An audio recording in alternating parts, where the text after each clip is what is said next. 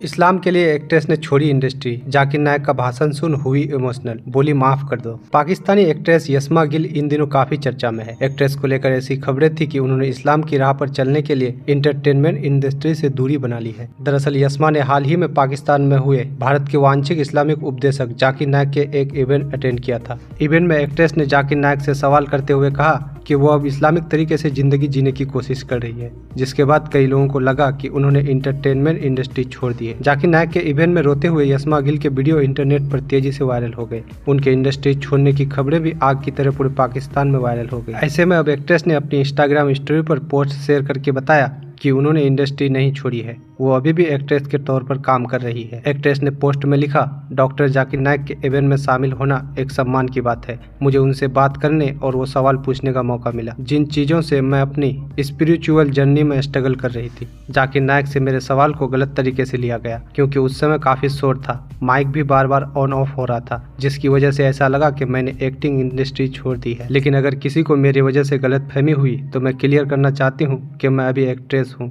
और एक्टिंग में एक्टिव हूँ। मुझे नहीं पता कि फ्यूचर में आगे क्या होगा, लेकिन मैं अभी दीन और दुनिया में बैलेंस ढूंढने की कोशिश कर रही हूँ। मैं जाकिर नायक की बातों को बहुत महत्व देती हूँ क्योंकि उनकी वजह से मैं दीन के करीब हो पाई हूँ। अगर मेरी वजह से किसी की भावना को ठेस पहुंची है तो मैं माफ़ी मांगती हूँ। बता दें कि यस्मा गिल कुर्बान, कहाँ हो तुम, हारा दिल, गुस्ताखे दिल, तस्वीर समेत कई बड़े शोज में काम कर चुकी है। उधर हेमा शर्मा, जिन्हें सोशल मीडिया पर वायरल भाभी के नाम से जाना जाता है, अब बिग बॉस 18 में बतौर कंटेस्टेंट नजर आ रही है। दैनिक भास्कर से बातचीत में उन्होंने कहा कि घर के अंदर वो किसी भी प्रकार का अपमान बर्दाश्त नहीं करेंगी, वो अपनी इज्जत के लिए हमेशा खड़ी रहेंगी। बातचीत के दौरान उन्होंने बताया कि इस शो में अपनी असली पहचान बनाए रखते हुए आगे बढ़ना चाहती है। उन्होंने आगे कहा कि मुझे सच में यकीन नहीं हुआ, मैं एक बहुत साधारण लड़की हूँ, ना कोई फिल्मी बैकग्राउंड है और ना ही कोई गॉडफादर। सब कुछ रातों रात बदल गया। मैंने सोचा था कि बस इंटरव्यू देकर देखूंगी, लेकिन सच में ऐसा होगा ये कभी नहीं सोचा था। बिग बॉस करना मेरे लिए एक सपने जैसा है। मैं यूपी के एक छोटे से कस्बे से आई हूँ